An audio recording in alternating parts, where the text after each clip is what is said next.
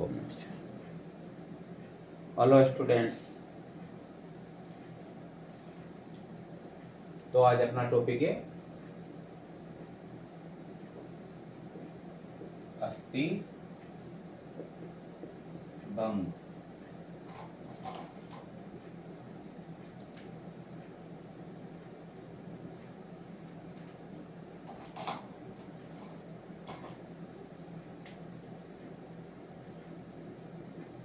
इसको अस्थि भ्रंश भी कहा जाता है, यानी फ्रैक्चर।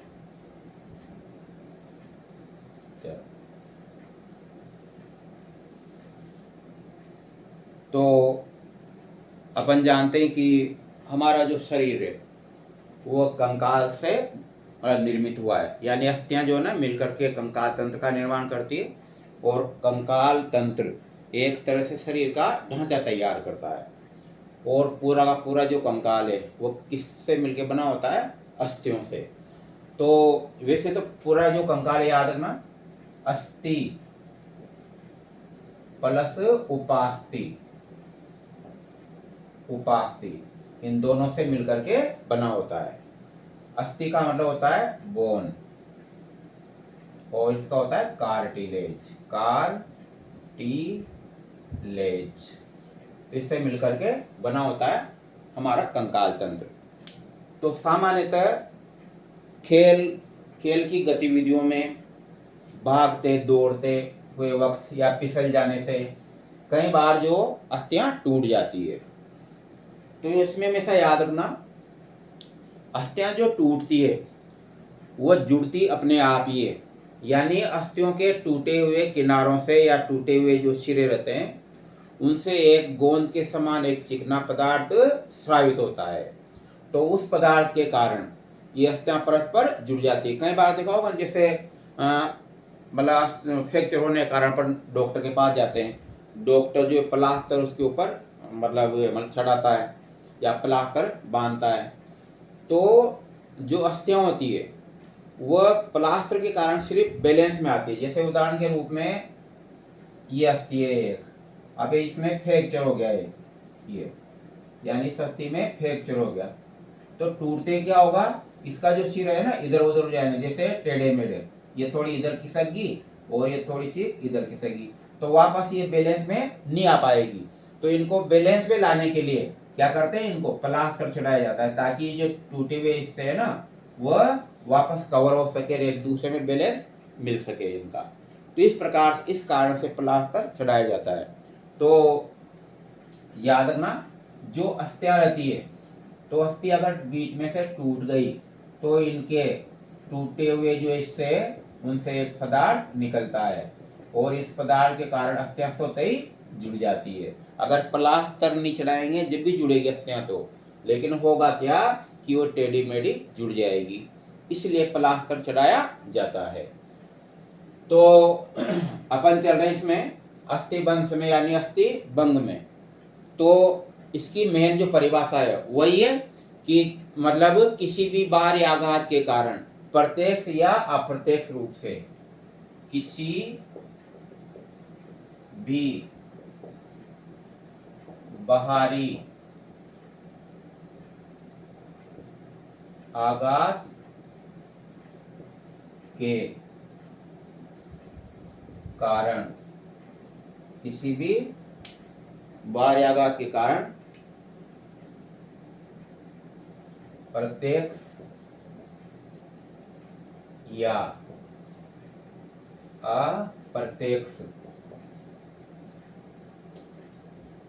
प्रत्यक्ष या अप्रत्यक्ष रूप से, किसी भी बाहरी आघात के कारण प्रत्यक्ष या अप्रत्यक्ष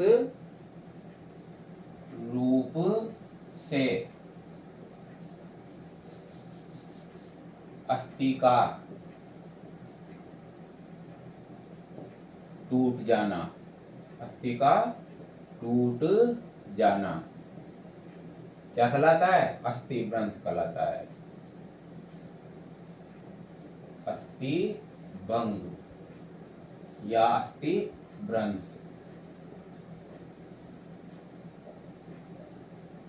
भ्रंश कहलाता है। तो याद रहेगा, किसी भी बार या आघात के कारण प्रत्यक्ष या अप्रत्यक्ष रूप से अस्थि का टूट जाना क्या कहलाता है? अस्थि भ्रंश कहलाता है। प्रत्यक्ष का मतलब तो है कि जैसे सीधा का सीधा अगर मुझे हाथ पर चोट लगेगी तो ये कहलाएगा प्रत्यक्ष रूप से अस्थि टूट जाएगी दो भागों में। एक होगा कि अपन चल रहे हैं और चलते चलते गिर गए और उसके कारण अस्थि टूट गई, ये क्या कहलाएगा? अप्रत्यक्ष रूप से। भाई जानबूझ करके सीधा का सीधा होना वो प्रत्यक्ष है, और किसी माध्यम के द्वारा, है ना, अगर वो क्रिया होती है तो क्या कहलाता है? वो अप्रत्यक्ष कहलाता है। तो किसी भी बाहर आघात के कारण प्रत्यक्ष या अप्रत्यक्ष रूप से अस्थि का टूट जाना क्या कहलाता है? अस्थि भंग कहलाता है। एक अस्थि का चोट के कारण, एक और इसमें परिभाषा है, किसी एक अस्थि का चोट के कारण दो या दो से अधिक भागों में टूट जाना, ये भी क्या कहलाता है? अस्थि भंग कहलाता है। एक बार भी देखिए, किसी अस्थि का चोट के कारण दो या दो से अधिक भागों में टूट जाना, ये भी क्या कहलाता है? अस्थि भ्रंश कहलाता है। तो ये तो परिभाषा एक सिंपल, सभी जानते हैं भाई हड्डी का टूटना क्या है? अस्थि भंग है। लेकिन मेन इसमें याद रखना है कि अस्थि भंग कितने प्रकार का होता है, यानी अस्थि भ्रंश जो है ना कितने प्रकार का, वो टॉपिक जो है अपन स्टडी करेंगे।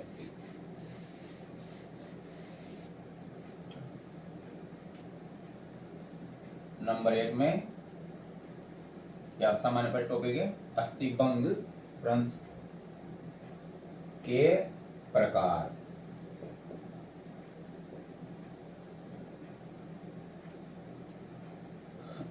तो इसमें पहला एक साधारण अस्थि भंग, साधारण अस्थि भंग। पहले इनका प्रकार लिख लेते हैं अपन। नंबर 2 में संयुक्त अस्थि भंग। तो अस्थि भंग कई प्रकार के होते हैं। तो पहला तो क्या है? साधारण अस्थि भंग, दूसरा क्या है? संयुक्त अस्थि भंग, और तीसरा क्या है? जटिल अस्थि भंग। जटिल अस्थि भंग। होता है ग्रीन स्टिक, छोटे बच्चों में होता है ग्रीन स्टिक अस्थि भंग। 5वां होता है आघात अस्थि भंग, जो इसमें है ना चोट, किसी भी तेज आघात के कारण होती क्रिया, तो आघात अस्थि भंग। आघात अस्थि भंग। और जो कम से कम इनके 10 प्रकार है।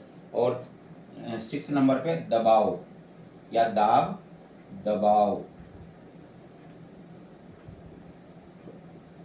अस्थि भंग।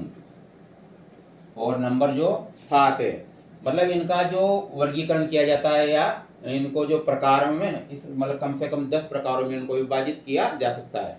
तो दबाव के बाद है कम्युनिटेड, कम्युनिटेड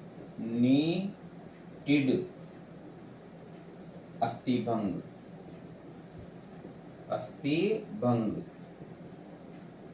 ये भी एक तरह से मतलब संयुक्त होता है, लेकिन एक सामूहिक रूप से। कम्युनिटी का कम्युनिटेड का मतलब होता है सामूहिक रूप से। एक होता है मार्च अस्थि भंग, मार्च अस्थि भंग।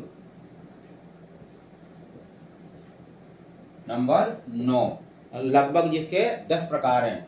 कई किताबों में मान लो इसके 4 प्रकार ही लिख रहे हैं, 3 प्रकार, लेकिन जो क्वेश्चन आते हैं वो क्या आते हैं? इसी प्रकार के आते हैं। तो लगभग जो है ना इसमें 9, तो 8 और 9, कई किताबों में 9 भी मिलेंगे। लेकिन अगर एक और फैक्चर होता है जिसका अलग से भी वर्णन किया जाता है, उसका नाम होता है स्ट्रेस अस्थि भंग, जो मैंने कुछ दिनों पहले भी आपको स्टडी कराई थी इसकी। तो मार्च स्टेप के बाद होता है एओलजन, एओलजन अस्थि भंग।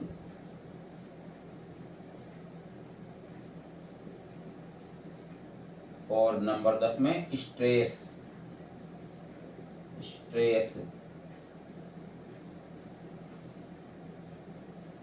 अस्थि भंग। तो इस प्रकार से ये 10 प्रकार के अस्थि भंग है ये।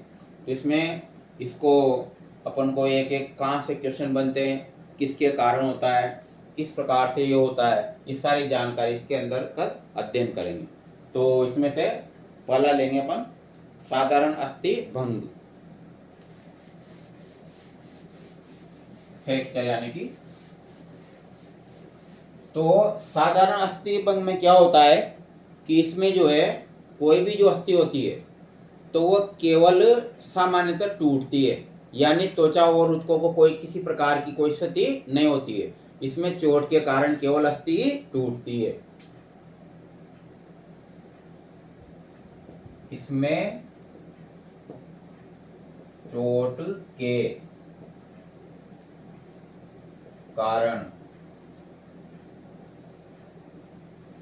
के कारण केवल अस्थि टूटती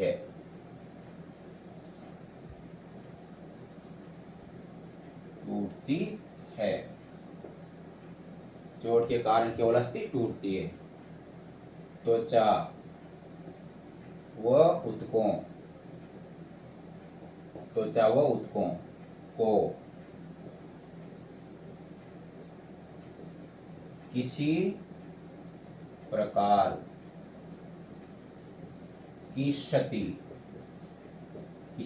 की क्षति नहीं होती है। तो नाम से पता लग रहा है इसमें कि साधारण अस्थि भंग जो है इसमें चोट के कारण केवल अस्थि टूटते हैं। त्वचा या ऊतकों या जो शरीर के जो अंग है ना उसमें किसी प्रकार की कोई क्षति नहीं होती है, यानी प्रत्यक्ष या अप्रत्यक्ष रूप से जो है ना इसमें क्या होता है, अस्थियों का जुड़ाव नहीं होता है। यानी जैसे मान लो अस्थि टूटी तो बीच में ये प्रत्यक्ष या अप्रत्यक्ष रूप से जुड़े। ये भी क्वेश्चन इसमें ऐड हो सकता है। इसमें प्रत्यक्ष या अप्रत्यक्ष रूप से अस्थियों का जुड़ाव नहीं होता है।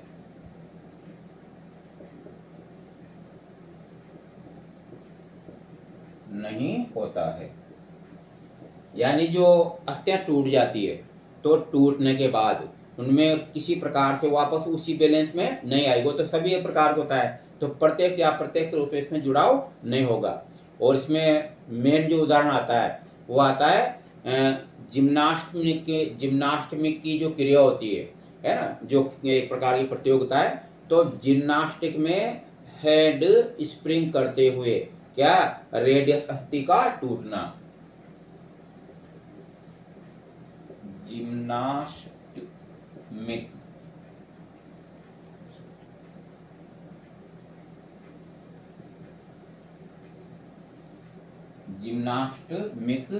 में हेड स्प्रिंग करते हुए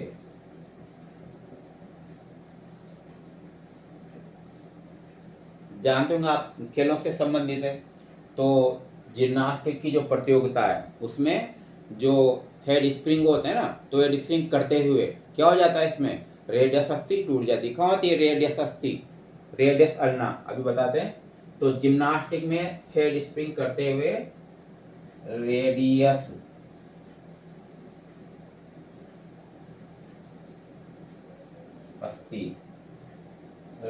अस्थि का टूटना। कहाँ होती है रेडियस, पहले बताया था। दोनों जो खंडे कौन से कंकाल तंत्र में शामिल है, ये अंश मेखला में। और ये जो खंडा है उसमें एक गुहा पाई जाती है, पहले भी इसकी स्टडी कराई थी, ग्लिनाइड केविटी। उसमें निकलता है पूरा का पूरा जो है ना ग्लिनाइड जो केविटी है ना, उसमें होमरस का सिर, होमरस के नीचे दो अस्थियां हैं जिसका नाम होता है रेडियस और अल्ना। तो इसमें जो पहले वाली अस्थि है रेडियस, देखिए जैसे यहाँ से ये एसिटाबुलम केविटी, ये होमरस, और यहाँ से ये दो अस्थियां निकलती है।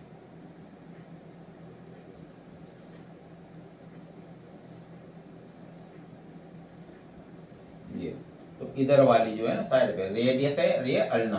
तो जैसे न्यू रहेगी वो स्टिक इस प्रकार से कैसे भी न्यू न्यू करके देंगे, तो अचानक ही किसी भी चोट के कारण मतलब यानी जो है ना ये क्रिया, तो इसमें उसकी जो हेड स्प्रिंग होती है वो उसके खिंचाव के कारण या किसी प्रकार की जो है ना दबाव पड़ता है किसी प्रकार का, तो उसके कारण रेडियस अस्थि टूट जाती है या उसकी चोट लग जाती है उसके कारण।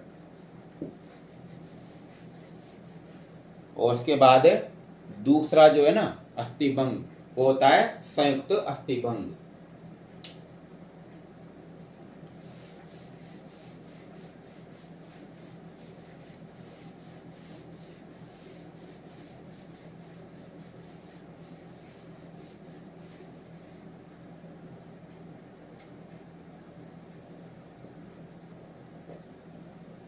संयुक्त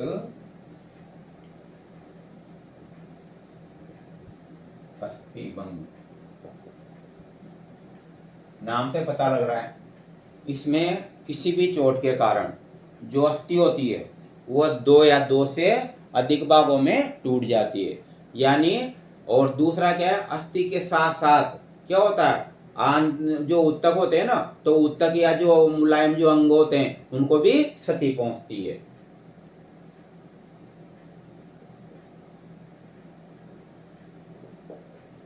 चोट के कारण, चोट के कारण अस्थि के साथ साथ साथ साथ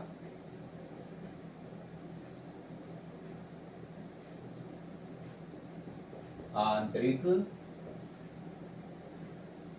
मुलायम, मैं यहाँ पर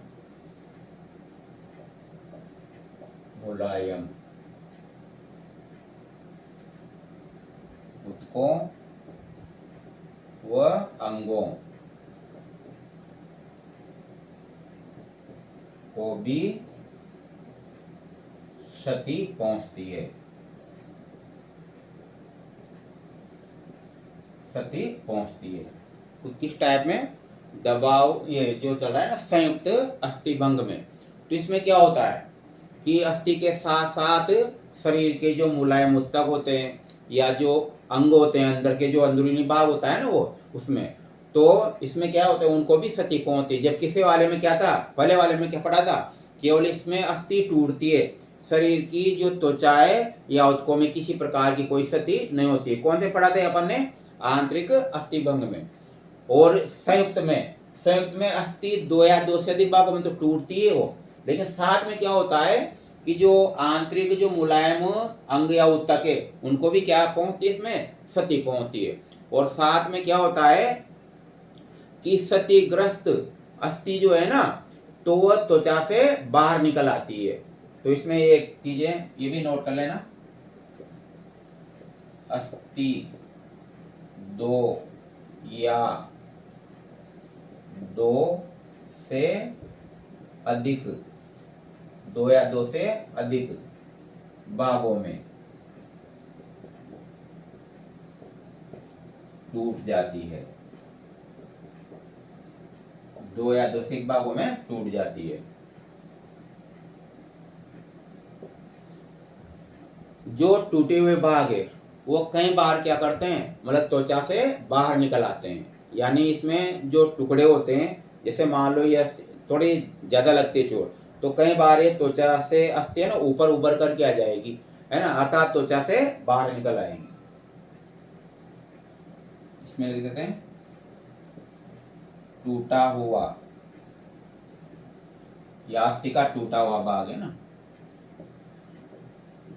अस्थि का टूटा हुआ भाग त्वचा से बाहर निकल आता है।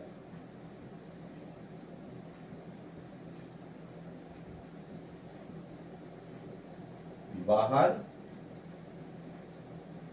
निकल आता है, निकल आता है।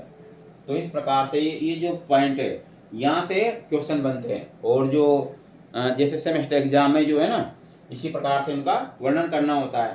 तो दोनों ही चीज़ें मतलब उसमें भी मेन टॉपिक है ये। और एक और है कि ज़्यादातर जो है ना अस्थि भंग, ये जो अस्थियों वाला जो है इसमें स्पोर्ट मेडिसिन में, या इसमें एक और एक चीज़ है, जैसे जो उपचार होता है फ्रैक्चर के, मोच के, इनके जो उपचार होते हैं ना वो भी इसमें सम्मिलित है। तो इस प्रकार से, और इसका जो उदाहरण आएगा, सिन बोन का हॉकी स्टिक से टूटकर बाहर निकल आना। सिन बोन का हॉकी स्टिक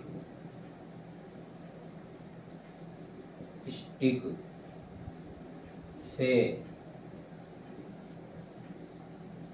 हॉकी स्टिक से टूट कर बाहर निकल आना, बाहर निकल आना, हॉकी स्टिक से टूटकर बाहर निकल आना। तो इस प्रकार से ये वाला अस्थिभंग था। और तीसरा पढ़ रहे अपन जटिल अस्थिभंग।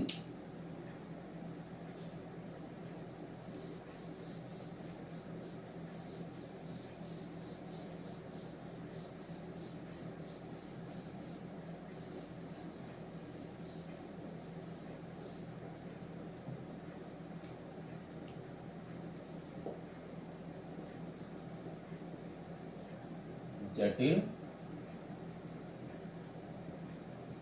अस्थिभंग, जटिल अस्थिभंग।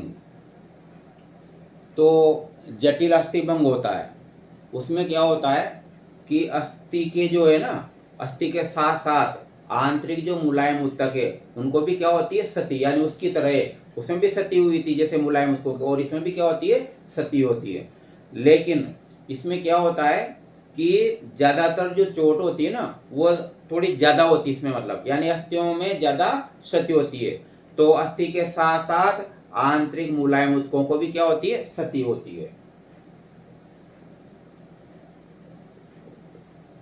अस्थियों के साथ साथ शरीर के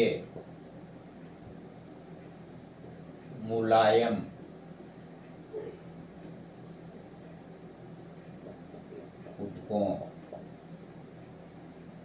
ऊतकों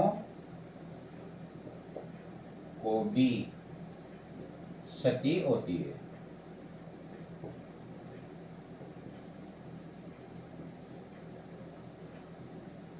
फिर दोनों में अंतर क्या हुआ भाई, जटिल अस्थिभंग संयुक्त में, तो इसमें क्या होता है कि उसमें तो जो त्वचा और ऊतकों के साथ साथ जो है ना, ये त्वचा से बाहर निकल, भाई त्वचा की क्षति हुई तो इसलिए बाहर निकल आएगा अस्थि का टुकड़ा। इसमें क्या होता है, त्वचा की नौ करके इसमें क्या है, मतलब मुलायम ऊतकों की होती है। और दूसरा क्या होता है, इसमें आंतरिक जो अंग रहते हैं, जैसे मान लो जिस अंग में वो अस्थि का टुकड़ा मतलब प्रवेश कर गया तो उसको भी क्षति पहुंचेगी।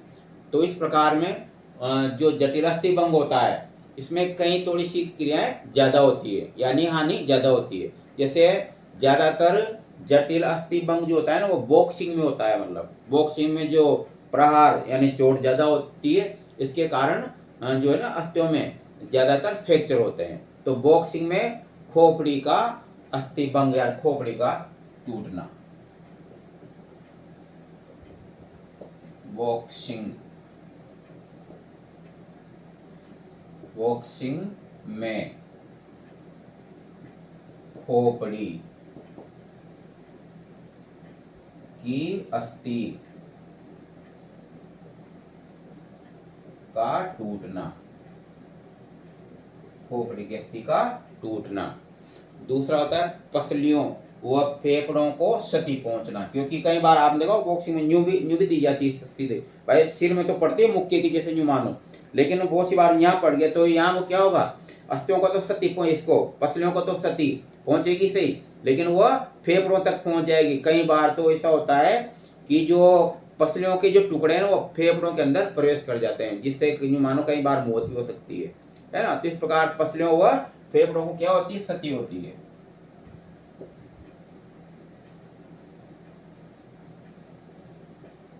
पसलियों व फेफड़ों को क्षति होती है, वही बॉक्सिंग में। और इसके बाद जिम्नास्टिक की जो क्रियाएं होती है उसमें रीढ़ की जो अस्थि है ना वो टूट जाती है और स्पाइनल कॉर्ड यानी मेरुरज्जु को भी क्षति पहुंचती है।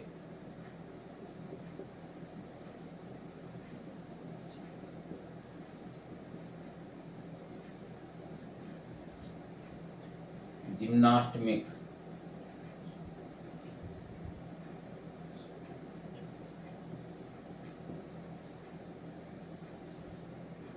जिम्नास्टिक में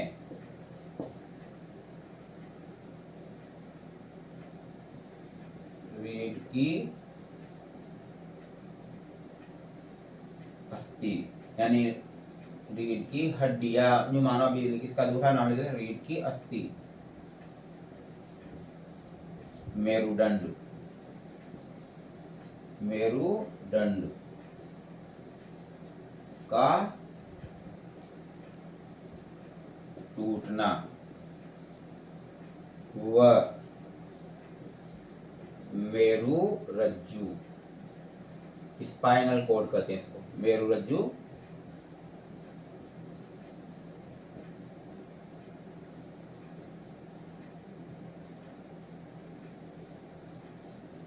का टूटना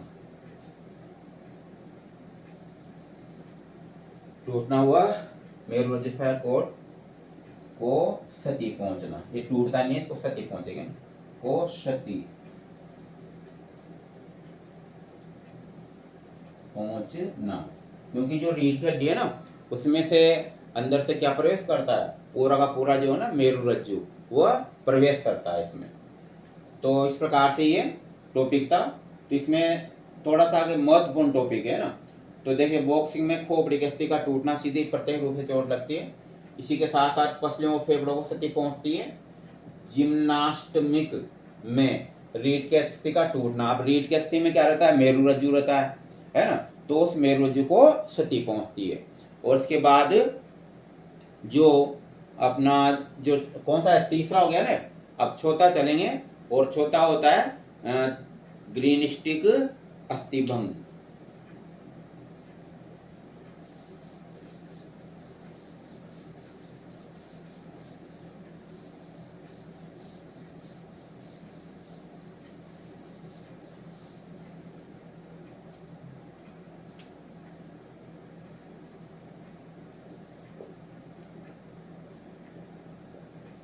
ग्रीन स्टिक अस्थिभंग, ये ज्यादातर जो है 12 वर्ष से कम आयु वाले बच्चों में होता है इस प्रकार का फ्रैक्चर, यानी अस्थियों में जो होता है ना ये इस प्रकार का अस्थिभंग, इस प्रकार का अस्थिभंग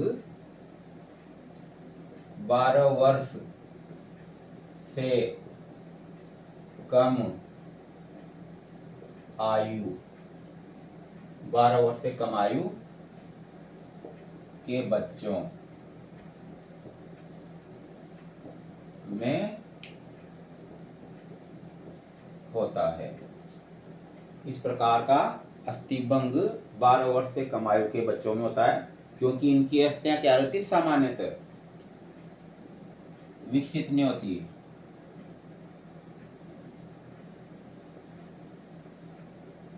इनकी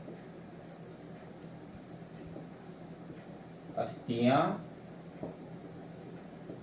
सामान्यतः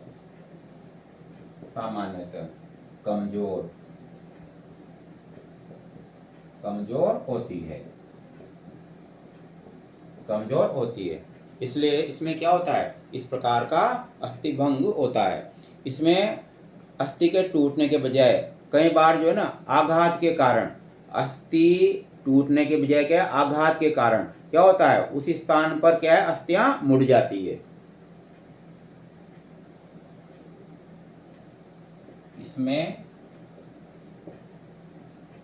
इसमें अस्थियां मुड़ जाती है। भाई टूटती तो नहीं, क्या आ जाती है, मुलायम रहती है, तो उसके कारण मुड़ जाती है।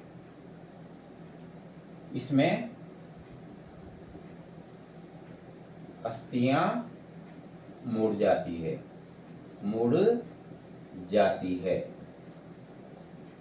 नाम ही कैसे हुआ इसका, देखो, ग्रीन स्टिक, मतलब ग्रीन का मतलब जैसे हरा। अब सामान्यतः जहाँ पर चोट लगती है या जैसे किसी भी कारण से गुमा होता है, तो वो स्थान क्या है, नीला पड़ जाता है, लेकिन इसका नाम जो है ग्रीन स्टिक रखा गया, यानी मुड़ जाती है स्टिक की तरह, इस प्रकार से। अब मुड़ने के आकार या प्रकार तो कई प्रकार के हो सकते हैं। तो इसमें मुख्यतः क्या होता है कि जो बच्चों की जो अस्थियां होती है ना, वो क्या हो जाती है, उसमें क्या हो जाती है, परस्पर मुड़ जाती है, क्योंकि वो मजबूत नहीं होती है और क्या होती है, मतलब सॉफ्ट रहती है। दूसरा क्या होता है, इसमें क्या हो जाती है, जहाँ पर इस प्रकार की क्रिया होती है तो उसमें क्या है, दर्द होता है, और आघात वाले स्थान पर क्या जाती है, सूजन आ जाती है। अच्छा, इसके पहले वाले सब में भी होता है दर्द या सूजन, एक तो ये तो अस्थिभंग का प्रमुख लक्षण है ना, लेकिन इसमें देखिए,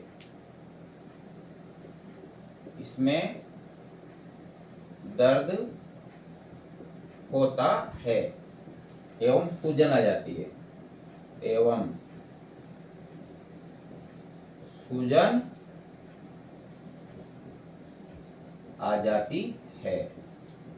सूजन आ जाती है। तो इस प्रकार से ये अस्थि भंगता, बाकी कल पढ़ेंगे।